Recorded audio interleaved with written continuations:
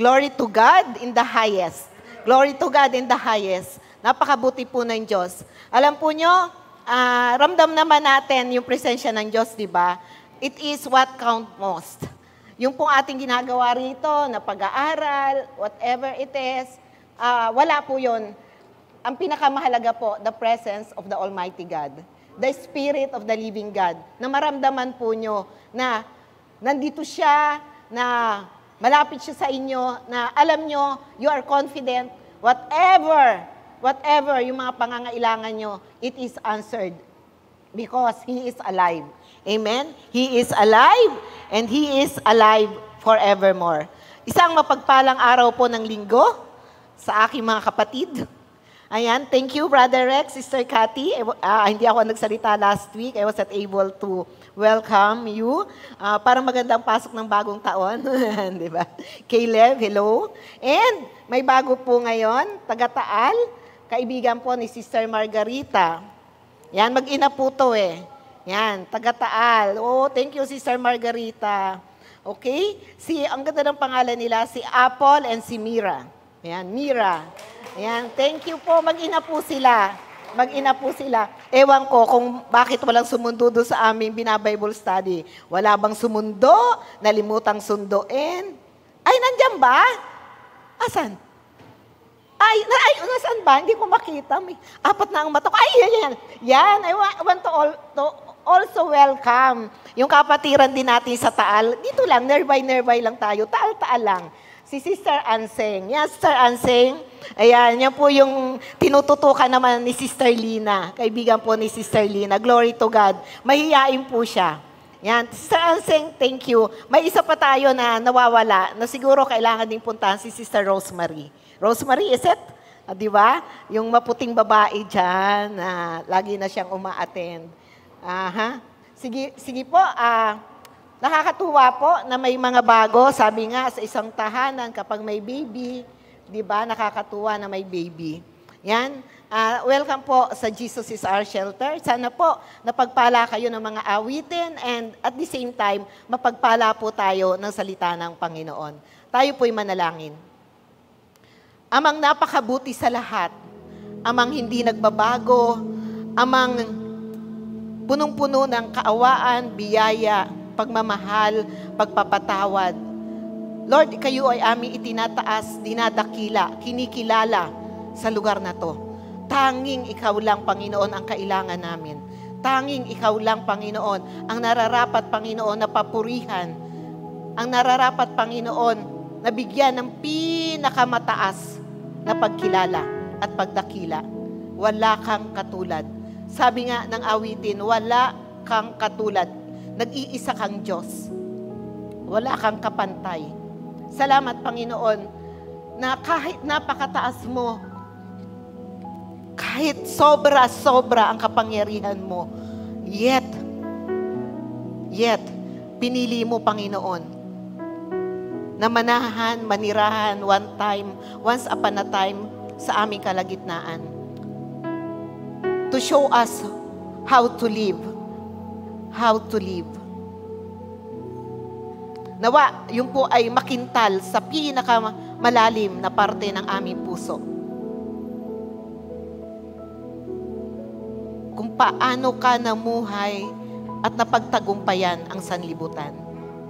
Kung paano ka sumunod sa kalooban ng Ama habang ikaw ay andito sa lupa upang sa pamamagitan nun, marami ang mabiyayaan ng walang hanggang buhay. Marami ang magtamo ng kaligtasan. Marami ang mapagpala. At kasama na kami ron, Panginoon. Kasama kami ron. Thank you. Thank you for your obedience to the Father's will, na dahil po doon sa inyong kababaang loob at dahil sa inyong pagpapakasakit, kami ngayon ay nandito. Kami ngayon ay nandito. Beneficiary ng iyong sakripisyo sa krus ng Kalbaryo. Walang hanggang pasasalamat, Panginoon. Hindi namin makakalimutan your great love. Your great love. You won the battle for us. You won the battle for your children because you have loved us so much. Walang katulad na pag-ibig. Walang kapantay na pagmamahal. Salamat, Panginoon. Salamat po. Lord, ang umagang ito, punuin mo ng pag-alaala. Pag-alaala.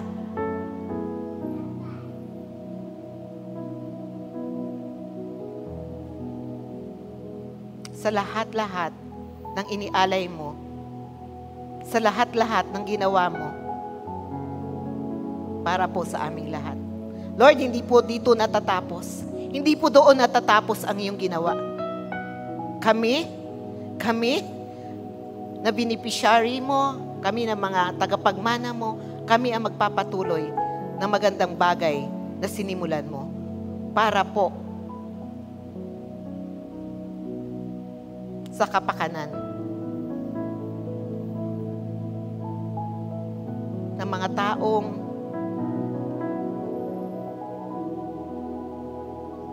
patuloy mong inaabot, mga tao na nasa puso mo, mga tao na gusto mong makasama kung nasan ka man naroon sa oras na to.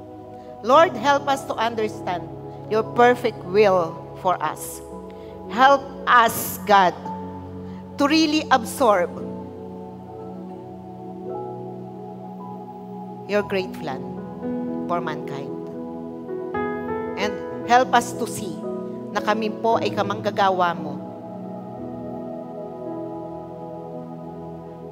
Kami po ay kasama mo sa sinimulan mong magandang plano na hindi pa tapos hanggang sa mga oras na to.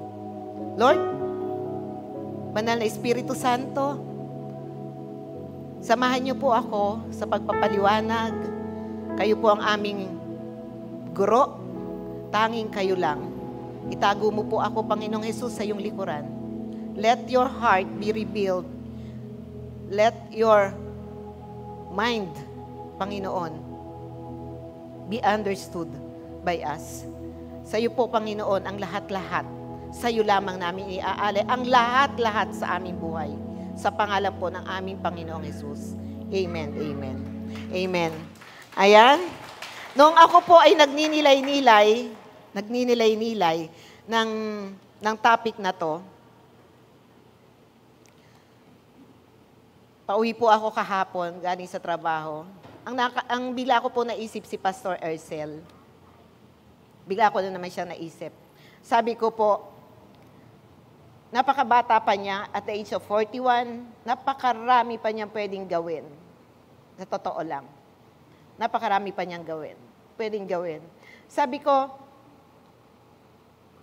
wala naman talaga nakakaalam ng buhay ng tao, di po ba? Even if we want to prolong yung buhay natin, even if how we desire and how we take care of this life, only God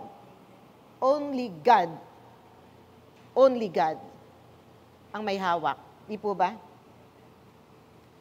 Sabi ko, kung buhay lang si Pastor Ercel, siguro sasabihin niya, Lord, pwede ba kahit 5 years pa, Lord, 6 years, 7 years, para may magawa pa ako sa'yo. Siguro, Lord, makikiusap siya sa Lord. Lord, marami pa akong gustong gawin sa buhay ko. Marami pa akong gustong mapatunayan sa'yo. Marami pa akong gustong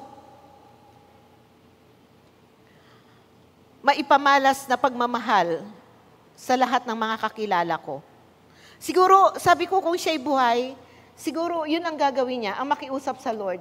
Lord, extend my life. Extend my life for you and for your people. Kayo po. Do you agree with me? Na ganun po yung gagawin niya? If our days are numbered here on earth, kung alam natin when our life will end, hindi po ba gagamitin natin yun? Kung saan na lang ito karapat-dapat na gamitin?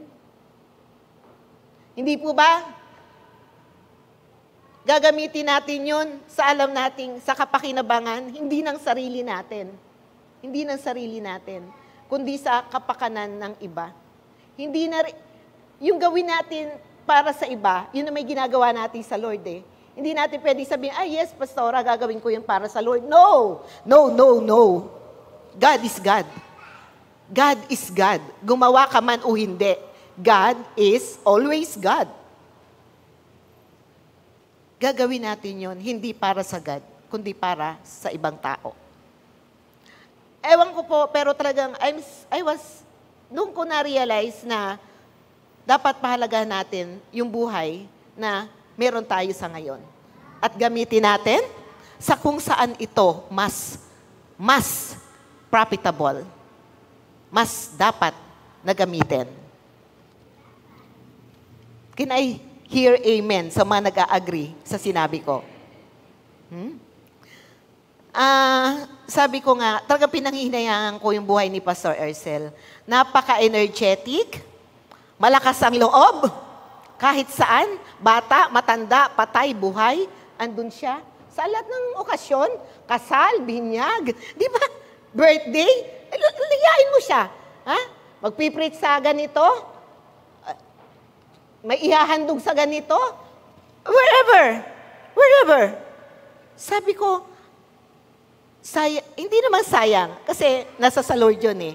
It is only God, di ba? Ang nakakaalam. Pero, sabi ko nga, ang dami-dami pa niyang pwedeng gawin. Yun doon ako nanghihinayang po. Now, let us begin. Mga kapatid, kaya po ayokong lumayo sa discipleship message.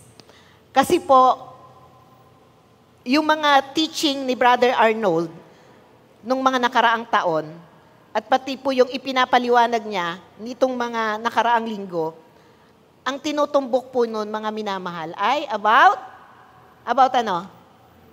Ha? Discipleship. About discipleship. Para tayo ay matuto at lumalim, at maging ma-challenge tayo at ma-encourage.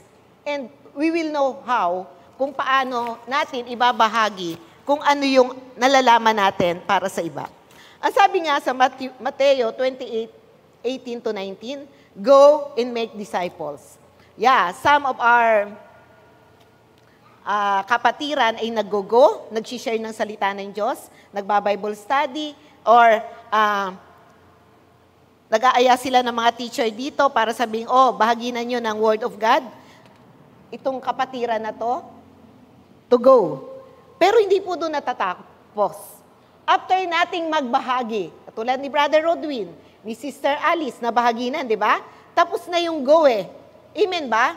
Tapos na yung go eh. Kristiyano na sila eh. Anak na sila ng Diyos eh. Di ba? Tapos na yung go ng buhay nila. Ano na ang dapat na papasukin nila? Ano na? Maging disipulo ng ating Panginoon. Ang simula ng ating buhay Kristiyano, nang makakilala, may nagbahagi sa atin, that is the go. And now, we are now on the stage or on the period of making ano? Disciple. Kasi, ang sabi ng Panginoon, go and make disciples. Hindi tayo pwedeng tumigil lang sa go. And hindi natin, at baliwalain natin yung disciples or teaching everything that God has teach us. Mateo 28:19, alam po natin ang greatest commission at ang isang simbahan na nakay Kristo never lalayo sa pagpapahayag ng salita ng Diyos. Sapagkat the main business of a church is not only fellowship, is not only being deeper in the Spirit, not only to make loving with our brethren, but to make us deeper in knowing God. And doon po papasok yung discipleship. And kapag malalim na tayo, palalim ng palalim sa pagkilala sa ating Diyos, there we can make disciple of all nations. Yung po ang pinakang bottom line ng ating Christianity. First Sunday of January, I've taught you last January, the cycle of a Christian life. Di ba? From the time we have been accepted Christ, and then, tayo ay natututo, naralaman natin yung mga privileges natin, mga blessings natin, kasi anak na tayo ni Kristo. After nating malaman kung anong ating mga benepisyo, anong ating mga inheritance, anong ating mga blessings, dahil tayo anak na ng Diyos, tayo naman po ay kailangang magamit ng Diyos. Kailangan natin gamitin ng Diyos para ito po ay extension. Ito po ang extension ng ministry ng Panginoon dito sa lupa to be used by Him. Para kanyang maging bibig, para kanyang maging kamay, para maging paa niya, at higit sa lahat, maging puso niya. Paano ka aabot sa ibang tao? Lalo na sa mga hindi pa anak ng Diyos. Paano mo pakikisamahan ang mga tao na alam mong makasanlibutan at nasa sanlibutan? Paano mo sila iwiwin for the Lord Jesus Christ? Because that is the heartbeat of the Lord. That is the heartbeat of Jesus. To seek, to save, and win the lost. Okay, start na po muna ako. Alam po nyo, as a preacher, minsan nawawala sa topic ang preacher. Nawawala. Hindi nasusundan. Okay, susundan ko. Kasi may gusto akong sabihin, pero andito po sa message ko eh. Ayokong pangunahan. Anak? Okay. Sabi, okay. Ito na po pala yung sinasabi ko. Okay. The cost of discipleship. Sa Mateo 16:24-25, sabi ng Panginoon, kasi nga, sabi po ng Panginoon, tayong lahat ay kanyang mga disipulo. Nung tayo makatanggap sa Panginoon, tayo ay kanyang naging disipulo o naging disciple or alagad. Sinabi ni Jesus sa kanyang mga alagad, kung ibig ninyo mang sumunod sa akin, tanong muna, alagad po ba tayo ng Panginoon? Ha? Are we a disciple of the Lord? Good. Sinabi ni Jesus sa kanyang mga alagad, kung ibig ninyo mang sumunod sa akin, limutin niya ang ukol sa kanyang sarili. Pasanin ang kanyang krus at sumunod sa akin. Take note of this, mga kapatid. Ang maghahangad na maligtas ng kanyang buhay ay siyang mawawalan nito. Ngunit ang mag-alay ng kanyang buhay, alang-alang sa akin, ang siyang magkakamit noon. Ganda, di po ba? Again, sabi ko nga po nung mga nakaraan kong messages, ang Christian life ay paradox. Di ba? Paradox, kabaliktaran ng sa mundo. Pag sa mundo, nagbigay ka ng pera sa offering, sa simbahan, kung saan, wala na yon. Parang sa'yo, wala na. Pero alam natin, being anak ng Diyos, pag tayo ay nagbigay sa gawain, nagbayad ng tithes, babalik. Magkakameron. Yung pagwala, yung pagbigay ko halimbawa ng 2,000, kung sino gustong bigyan 2,000, after a week, wow, bumalik 10,000. Di ba, nagpatotoo ako sa inyo? Bumalik agad 10,000. Inconsistent yun, ha? Yun, paradox. Iba ang buhay ng isang Kristiyano sa hindi Kristiyano. Sa isang Kristiyano, once nagpawala ka, halimbawa like this, itong oras na to, we are spending this for the Lord. We are investing this time para po tayo ay matuto and alam natin, it is recorded in heaven. The time you spend for God, the time you spend for the cause of Christ, it is with eternal validity. It is with eternal validity. Hindi ito kailanman mawawala ng kabuluhan. So again, sabi dito, ang maghahangad na maligtas ng kanyang buhay ay siyang mawawalan nito. Ngunit ang mag-alay ng kanyang buhay, alang-alang sa akin, ang siyang magkakamit noon. Minsan, bilang tao, lahat nakaplano sa ating buhay. Wala namang masama. Lahat nakakalendar. Kasi marami tayong gustong gawin. Pero, kung sa ating kalendaryo o sa ating plano o sa ating mga desire, dreams, sa ating mga pangarap, ay huli ang Panginoon.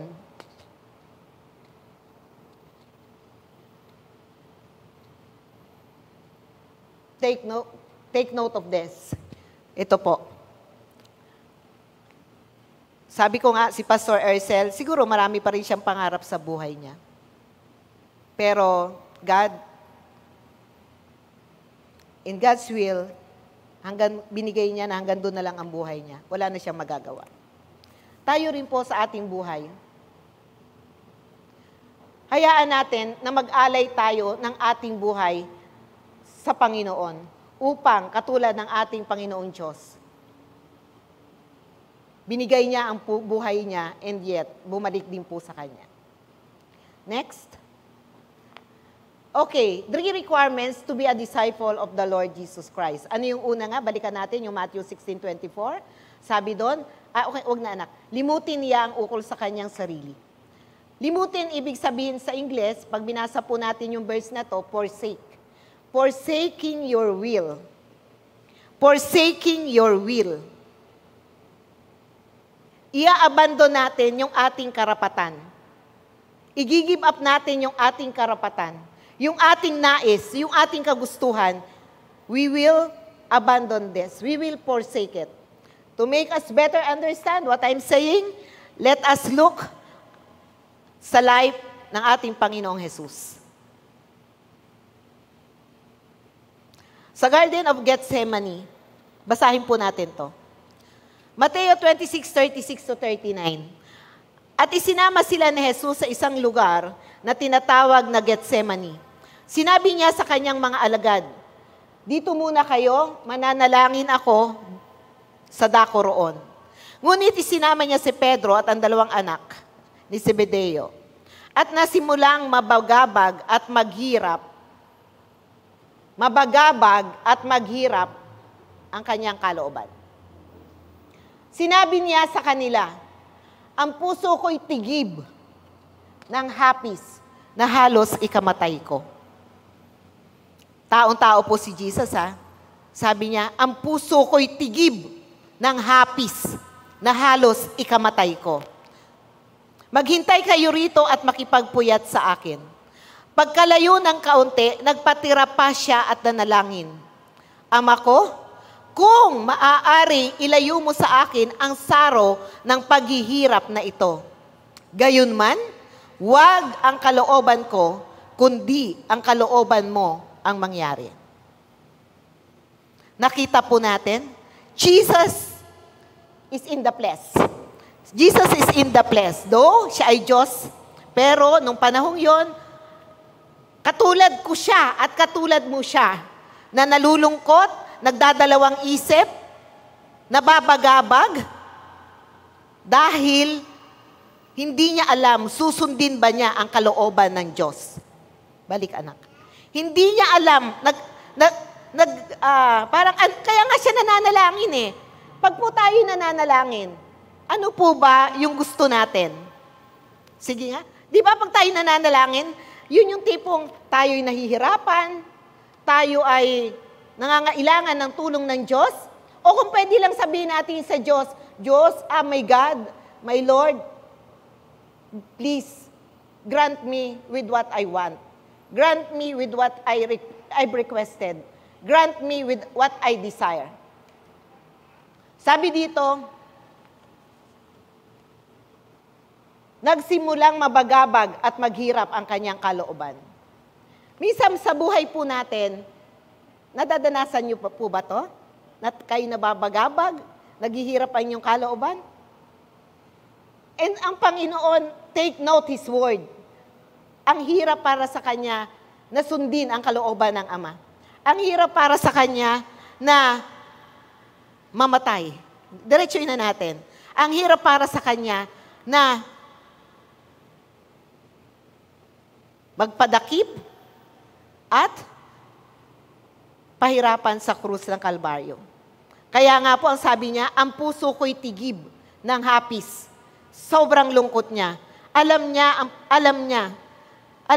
ang dadanasin niyang hirap sa krus. Kaya ang sabi niya, tigib ng hapis ang kanyang puso, na halos ikamatay niya.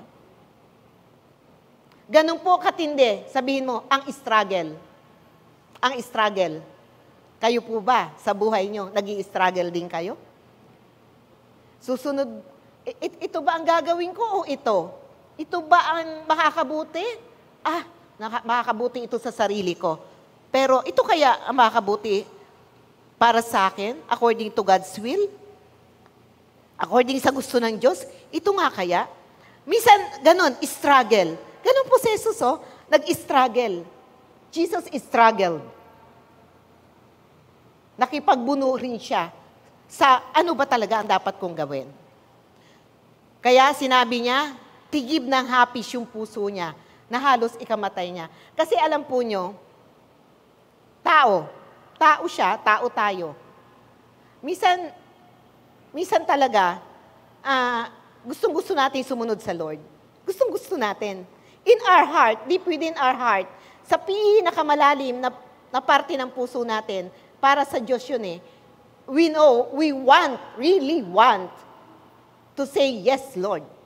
Yes, Lord, kasi mahal kita. Yes, Lord, kasi ikaw ang Lord ko. Yes, Lord, sa'yo naman ang buhay ko.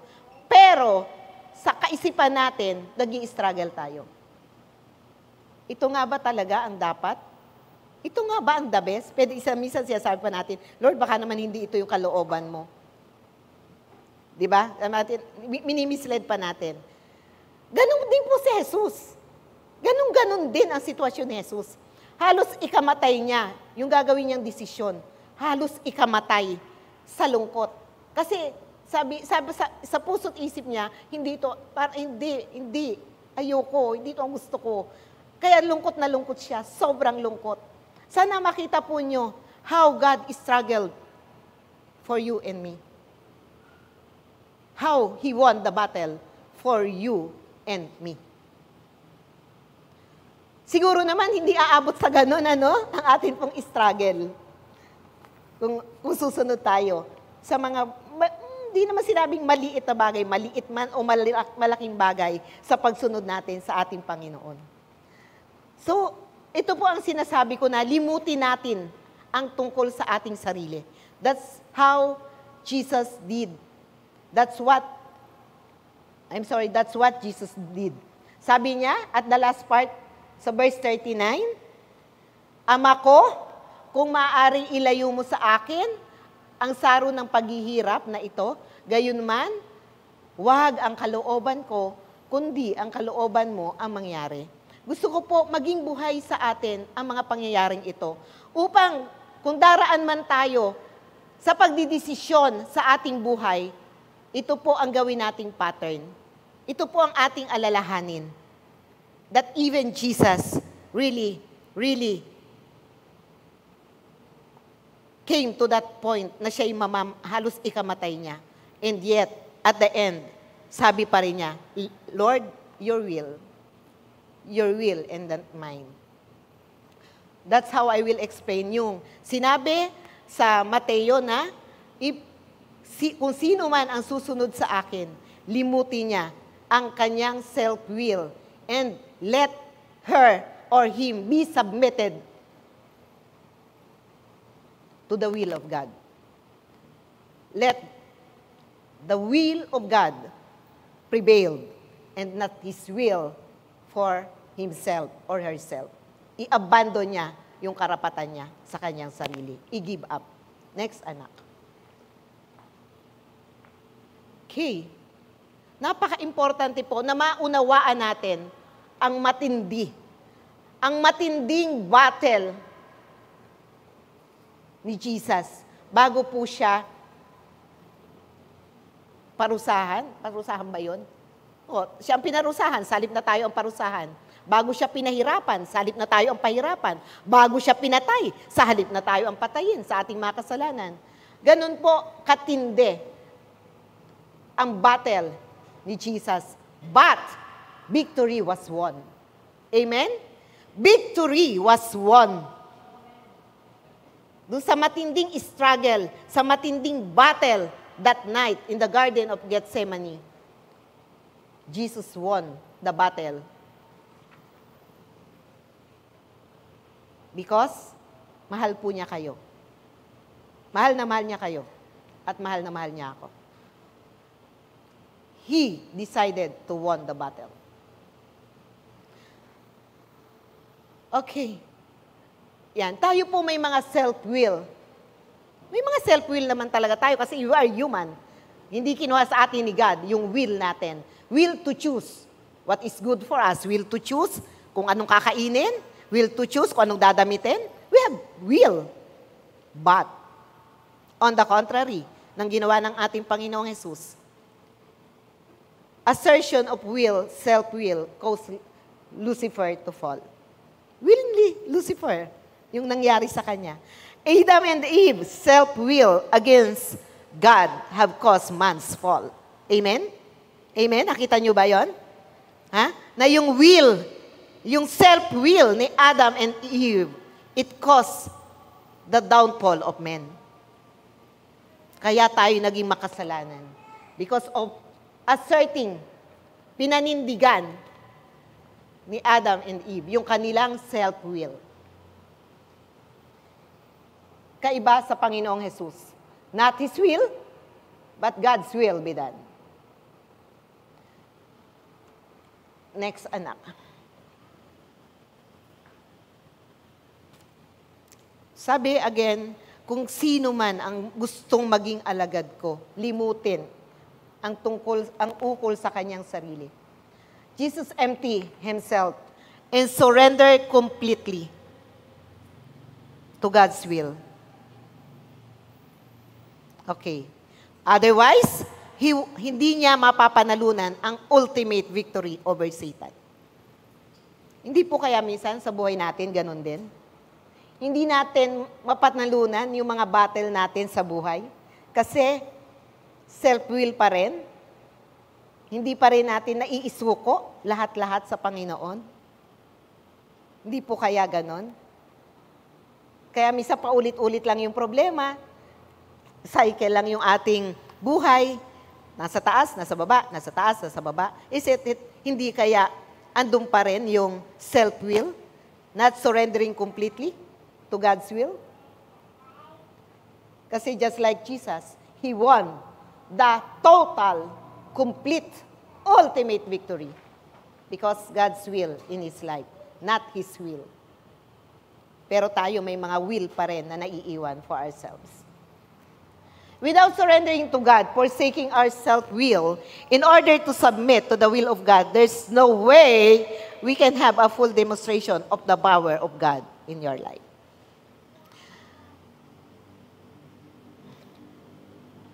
Forsaking our self-will in order to submit sa will ni God sa ating buhay. There's no way we can have a full demonstration of power. Yung kapangyarihan ng Panginoong Diyos. Minsan sabihin mo, bakit nag-pray naman ako? Ba't parang hindi ko maramdaman yung power of God? Di ba? Minsan ganon. Nag-pray naman ako, ba't parang kulang? Parang kulang yung aking prayer life, kulang ng init. Yung pagbabahagi ko ng salita ng Diyos, parang may kulang. It's the demonstration of the power of God. The power of God. The presence of God. The anointing, the Holy Spirit. The key is submitting to the will of God in your life. Not your will, but God's will. Alam po nyo, making the disciples, yung ating lalakaran na plano ni Brother Arnold, ayan si Brother Arnold, hindi po ganun kadali. It will entail our time, our effort, our heart, our resources. Ha? Hindi ganun kadali na, may natutunan na kami, 3 na certificate ko, 4 na, okay na yun. Graduate na ako. Ngayon po, dadako tayo sa actual. Ano ba yung actual? Yung actual?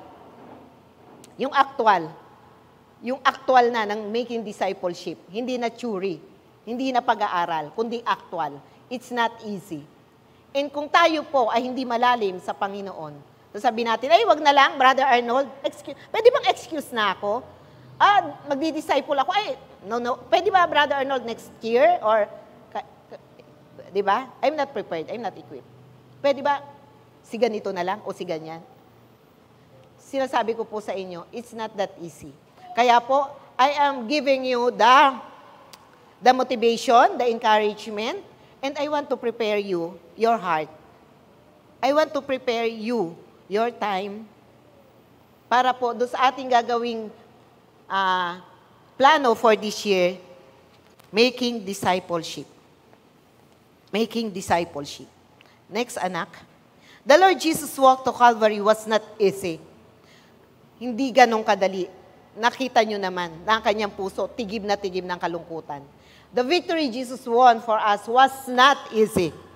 But He chose to forsake His self-will even if it cost Him everything. Everything. Everything. Buhay niya. Reputasyon niya. Dinuraan siya sa krus. Grabe yung, walang reputasyon. Walang reputasyon at all. Tapos minsan tayo iniisip natin, paano naman yung dignidad ko? Paano naman yung ganito ko, yung karapatan ko? Paano naman yung ganon? Di ba? See, Jesus forsake everything. Walang anumang ganda, lahat inialay niya sa Diyos. Lahat ibinigay niya. Everything. Everything. Everything. Because of love. Love. Ako, naniniwala po ako, the love that is in the heart of Jesus, hindi naman sa Father love, hindi naman sa Father yun. Hindi yun love sa Father. It is love for mankind. Kasi ang ano niya sa God, obedience eh. He wants to obey. Pero yung nag-motivate sa kanya, yung love niya sa'yo, yung love niya sa tao na mapupunta sa impyerno, yun ang nag-motivate sa kanya na danasin ang hirap, na ayaw niyang danasin, kung pwede lang. Next, anak.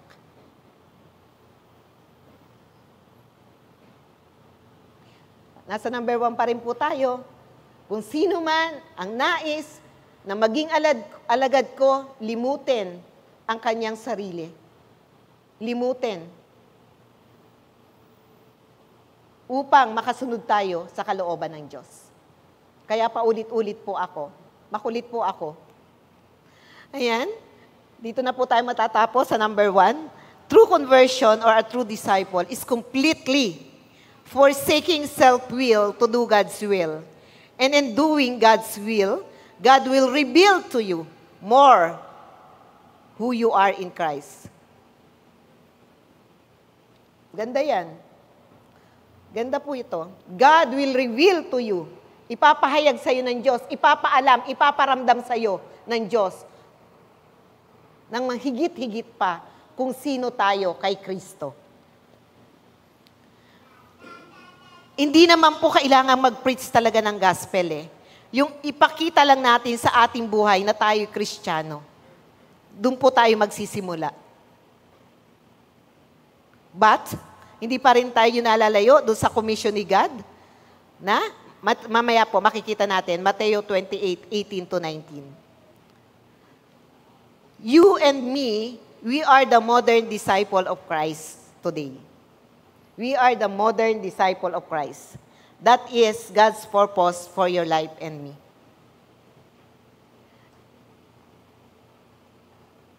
Tayo po ay patuloy na nag-aaral, patuloy na nagpapalalim sa Panginoon, patuloy na nagmamahal sa Panginoon.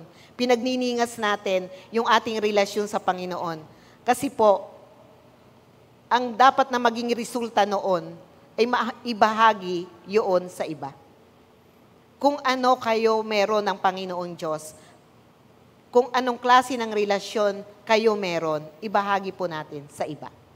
That is discipleship. Teaching them to obey also. Of everything na itinuturo po niya sa atin. Next. Ito.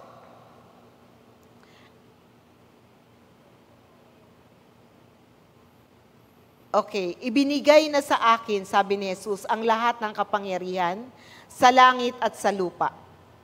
Kaya humayo kayo at gawin ninyong alagad ko ang lahat ng bansa. There's no boundary. Hindi lang sa Taal, ano po? Hindi lang sa Taal. Ang making discipleship, hindi lang sa Taal, o sa Makinabang, o sa Pulilan, or Baliwag. Sabi niya, gawin yung alagad ko ang lahat ng bansa. Bautismuhan niyo sila sa ngalan ng Ama at ng Anak at ng Espiritu Santo. At turuang sumunod. Yan. Turuang sumunod. Ano po ang ating ituturo kung hindi tayo nag-aaral? Thank you for the life of Brother Arnold, for his heart, na tinuturuan niya tayo. Everything na kinakailangan and vital din nating ituro sa iba. Habi dito, at turuang sumunod sa ipinag-uutos ko sa inyo. Tandaan ninyo, ako'y laging kasama nyo hanggang sa katapusan ng sanlibutan. That is God's promise. As we do the will of God, of making disciple, teaching them to obey everything, kasama po natin ang Diyos. Sabihin po natin, sa katabi natin, hindi ka nag-iisa. Hindi tayo nag-iisa. And your reward is great in heaven. Alam naman natin ang buhay natin dito may katapusan. Pag nawala, yung ating pera sa bangko, wala. Yung ating anumang kotse yan, wala. Iiwan mo. Ganong kalaking bahay, wala. Wala yan lahat. Wala lahat. It will go to nothing but nothing. Pero ang gumagawa ng kalooban ng Diyos at sumusunod sa kalooban ng Diyos, great is His reward in heaven. Naghihintay doon ang putong ng korona mo. At alam natin, kahit anong gawin natin, matatapos ang buhay natin dito. Alam natin yan. Unpredictable pa nga eh. Pwedeng bukas, pwedeng isang buwan, sa isang taon. Ano pinagbubuhusan natin ng lakas, talino, at oras? Ano? Mawawala sa lahat po yan. Mawawalang lahat. But mga bagay na ginawa natin sa ating Panginoon, it has eternal validity. Sabihin mo, eternal. Eternal. Eternal validity. It is your investment for eternity. Investment mo yan.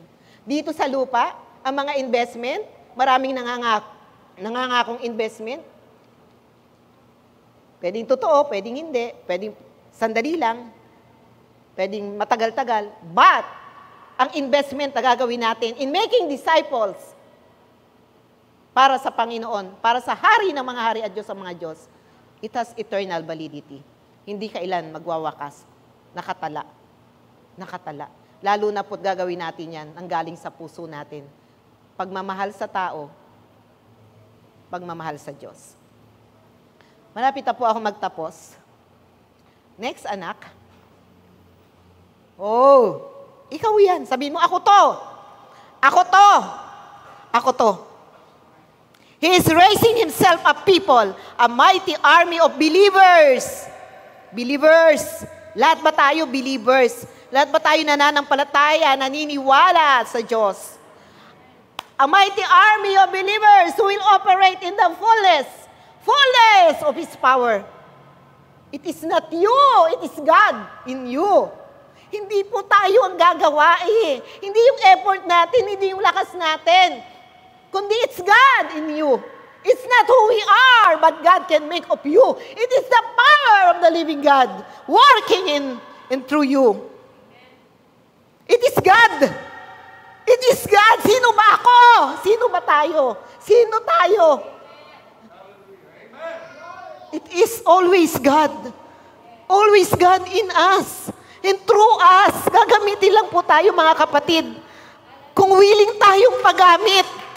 Nakikita ni Lord ang puso mo, ang pag-iisip mo, ang pagmamahal mo sa Kanya. Kitang-kita Kanya. Paggamit lang po tayo. May we say, yes, Lord. Yes, your will, not mine.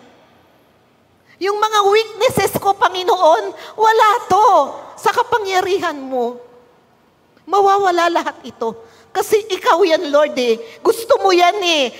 Plano mo yan eh. Dream mo yan eh. Plataforma mo yan, God, to make disciples. Keep your eyes on His power and not on your weakness. Ako, ang dami ko din pong weakness. Hindi naman ako magaling magsalita. Kung alam lang po nyo, wala na din naman akong alam.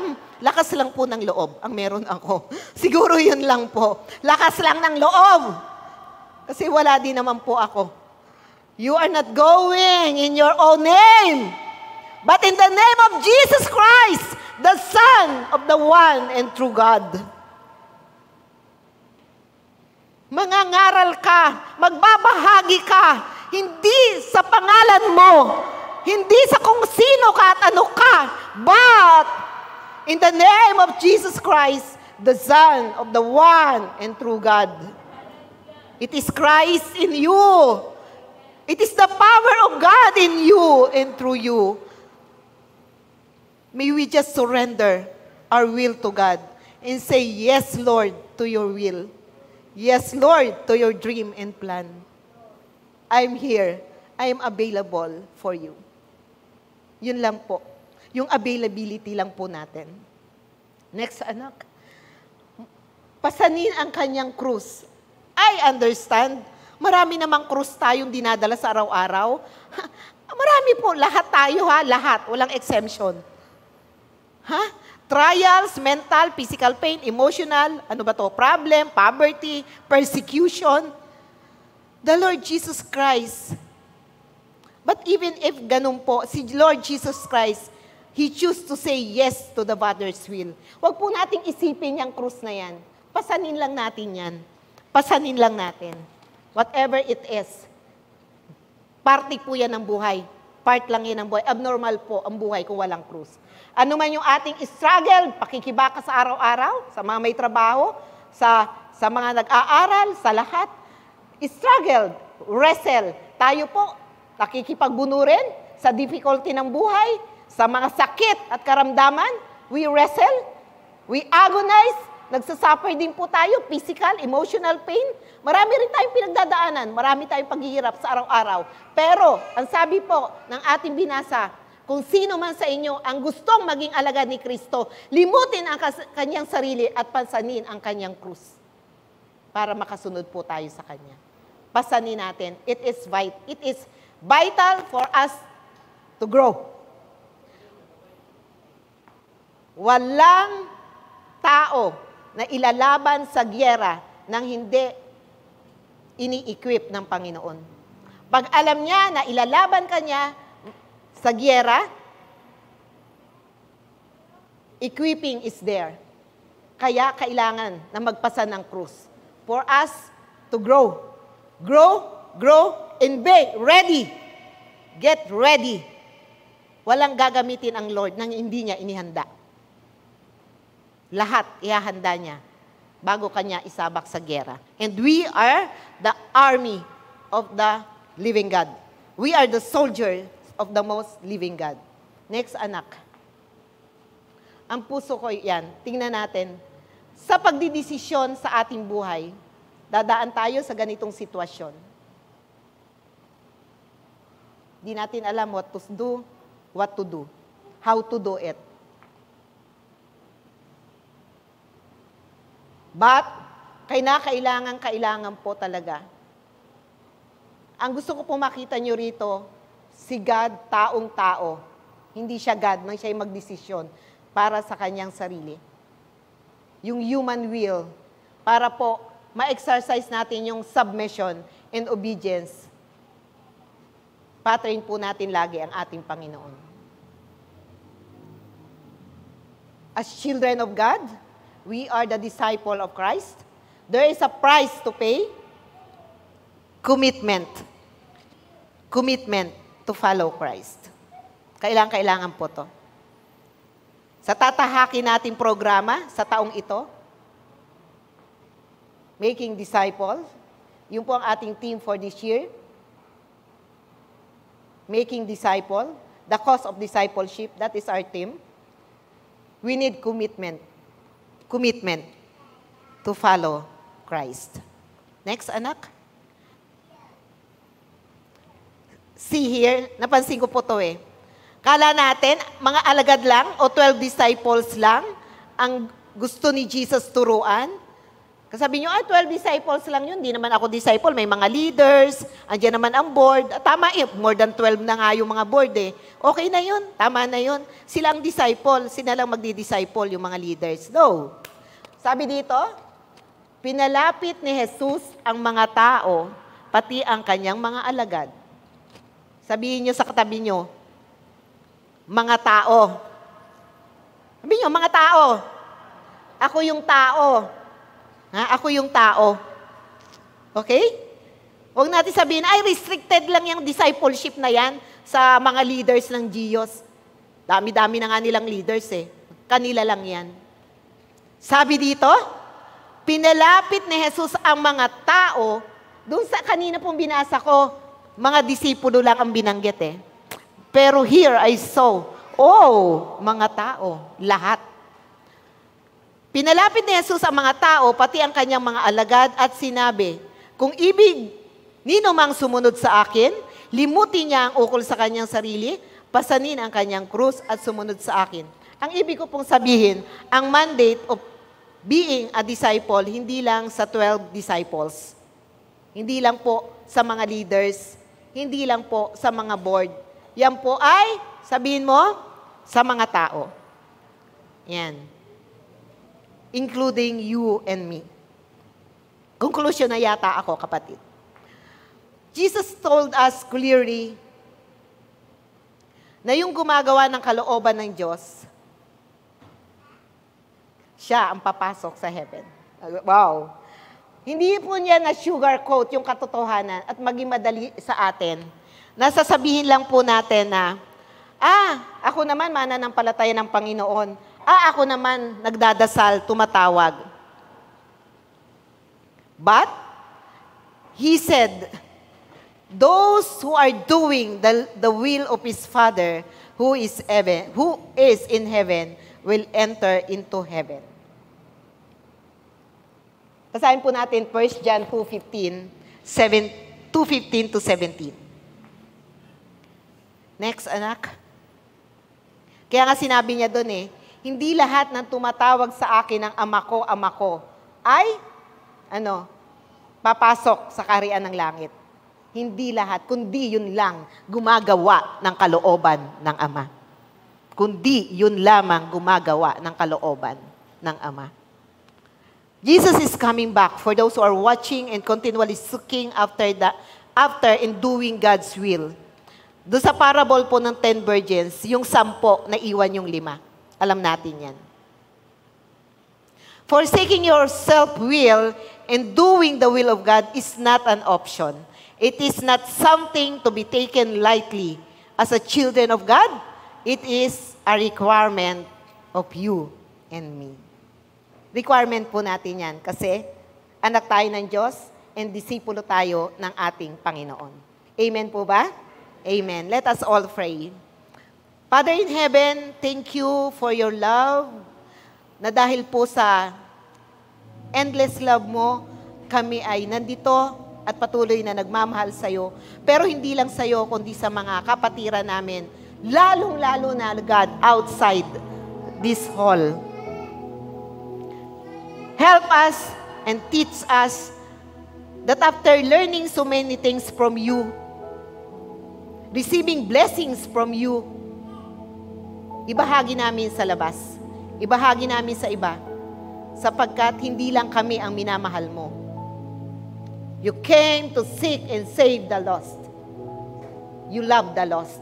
And we were once lost. We were once lost. And you save us.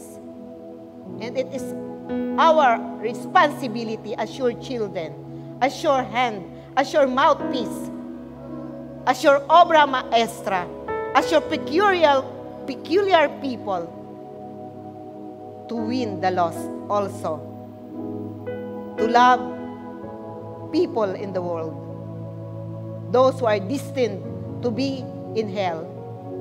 Help us, God. Help us to rescue them. Lord, hindi ka pa dumarating sapagkat nais mo na marami ang makasama mo diyan sa kalangitan. Binibigyan mo ng mahabang pagkakataon ang mga ninanais mo na maligtas sa impyerno. And it is our desire, God. It is our desire. It is our heartbeat also to be your instrument. To be your heart in reaching out the lost. Father, empowered us by your Spirit. Empowered us, God. Empower us, God. Empower us. Not our will, but yours be done in our lives. Not by might nor by power, but only by your Spirit, that we will reach the unreached. Father, bless your people. Bless your people. Nakikita mo ang puso nila, God. Kitang-kita mo at basa mo ang kaisipan nila. For those na nagnanais na magpagamit sa iyo, na maging extension ng pagmamahal mo para sa iba. Father,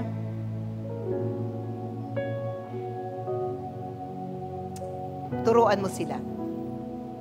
Turuan mo sila na sumunod sa iyo. Turuan mo sila na magmahal gaya ng pagmamahal mo. Turuan mo sila na magbigay gaya kung paano ka nagbibigay. Turuan mo sila, Panginoon, to have sacrifice for the sake of loving Christ. Palakasin mo ang kanilang pisikal na pangangatawan kung paanong pinalalakas mo ang kanilang espiritual na buhay. Father, kinukumit ko ang bawat isa na naunawaan ang mensahe at ang nais na maging kamanggagawa mo on this end of the end times. I commit them to you, Father God. In the name of the Father, and of the Son, and of the Holy Spirit. Amen. Amen. Ayan. Dadako na po tayo sa huling hapunan. May I request those who are in front na kumuha na po ng mga elements.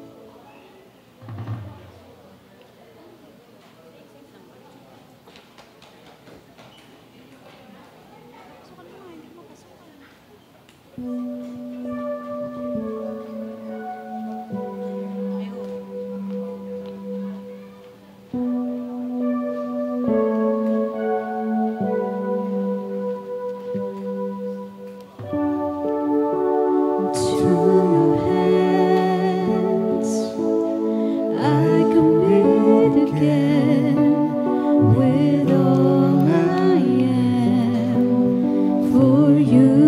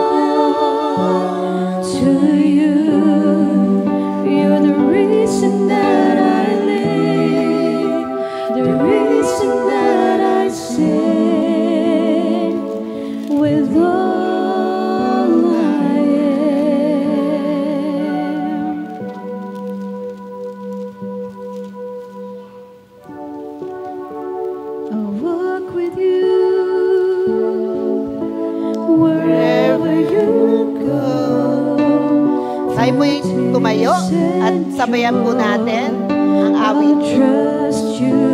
Let us remember God. Let us remember Christ's love. In all of your ways and your promises forever.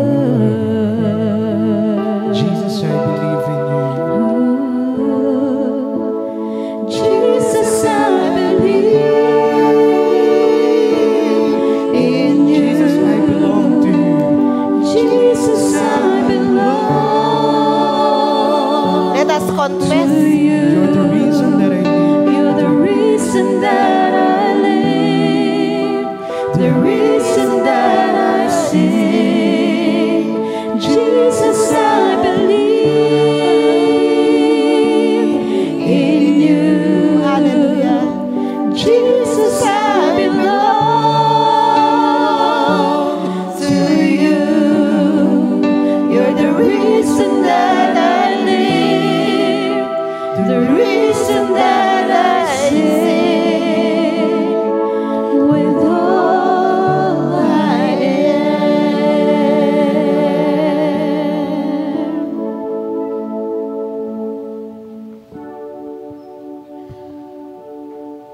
Jesus became sin. Jesus, who knew no sin, became sin for us to become God's righteousness.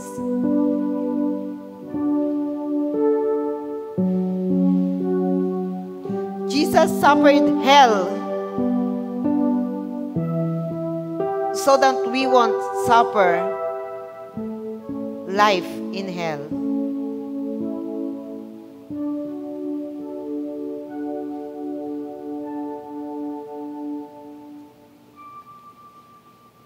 We, in Christ's poverty, we became rich.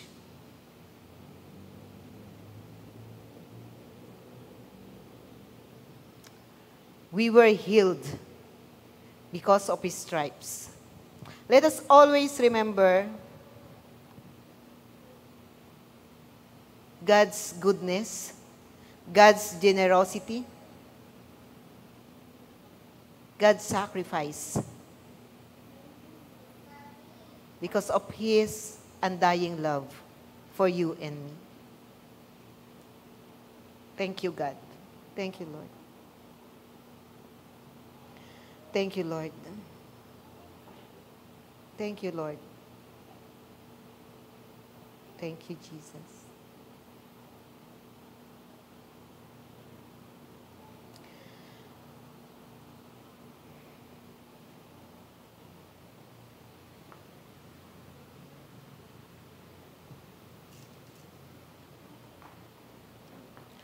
Ang hapag ng hapunan, ang hapag ng Panginoon ay isang taimtim na pagpapahayag ng kamatayan at muling pagbabalik ng ating Panginoong Hesukristo. Isa itong pag-alaala sa kagandahang loob ng Diyos sa pamamagitan ng kanyang mabiyayang pagpapatawad sa ating mga kasalanan. Ito ay hindi lamang isang ritual na ginagawa ng iglesia, kundi ito ay isang pagsunod sa utos ni Hesukristo na ating Panginoon. Hindi nito napapatawad ang ating mga kasalanan, subalit sinasalamin nito ang bagong tipan ng pakikipag-ugnayan natin sa Diyos sa pamamagitan ng kamatayan ni Hesukristo sa krus ng Kalbaryo. Ito rin ay isang mahalagang pagpapakilala ng ating pakikipag-isa sa katawan ni Kristo, ang Iglesia. Ang babala ni Apostol Pablo ay nagsisilbing paalaala sa atin na ang hapag ng Panginoon ay isang gawaing pinag-iisa, hindi pinagbabahabahagi ang mga mananampalataya kay Kristo. Madiing ipinapalaala ni Apostol Pablo na ang hapag ng Panginoon ay isang banal na gawain at dapat igalang. Ang pakikibahagi rito ng hindi nararapat ay nagbubunga ng hindi maganda.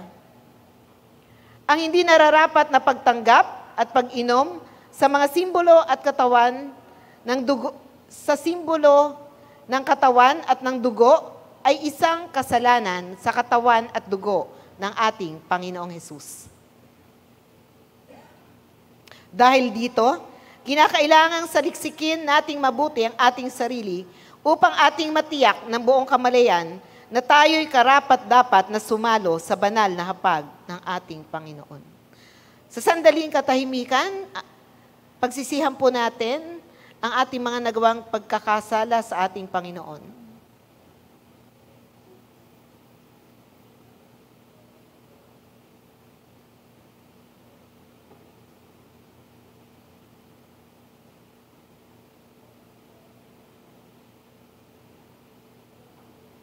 Panginoon naming Diyos, lubos ang aming pasasalamat sa iyong dakilang pagmamahal sa amin.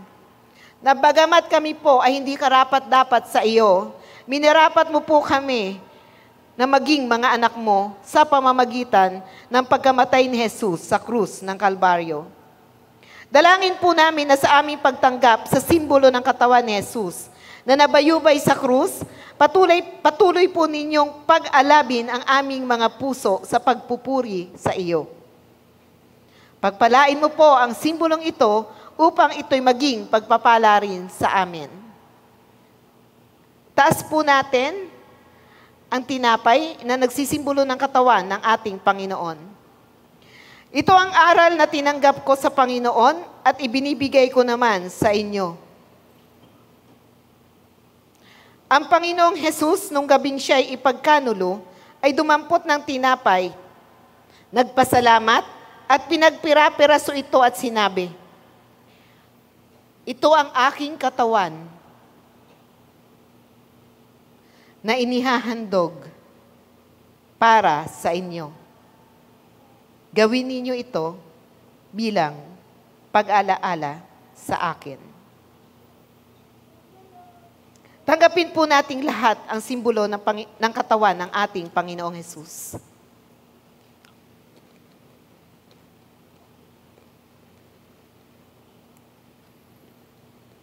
Panginoon naming Diyos, kami po ay nagpapasalamat din sa iyong kaloob na buhay. Ang dugo ni Jesus na nabubo sa krus, ang siyang naghugas sa aming mga kasalanan upang kami maituring mong mga anak. Inihandog po namin sa iyo ang aming mga pagsamba at pasasalamat bilang isang haing buhay para sa ikaluluwalhati ng iyong pangalan. Habang patuloy po namin pinapahayag ang iyong kaharian at ang iyong muling pagbabalik. Itaas po natin ang nagsisimbolo ng dugo ng ating Panginoong Hesus. Gayon din naman, matapos maghapunan ay hinawakan niya ang saro at sinabi, "Ang sarong ito, ang bagong tipan na pinagtitibay ng aking dugo. Tuwing iinumin ninyo ito, gawin ninyo bilang pag-aalala sa akin."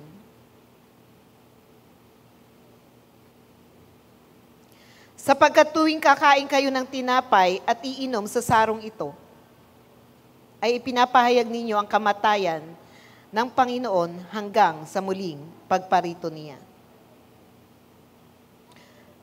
Tanggapin po nating lahat ang simbolo ng dugo ng ating Panginoong Hesus.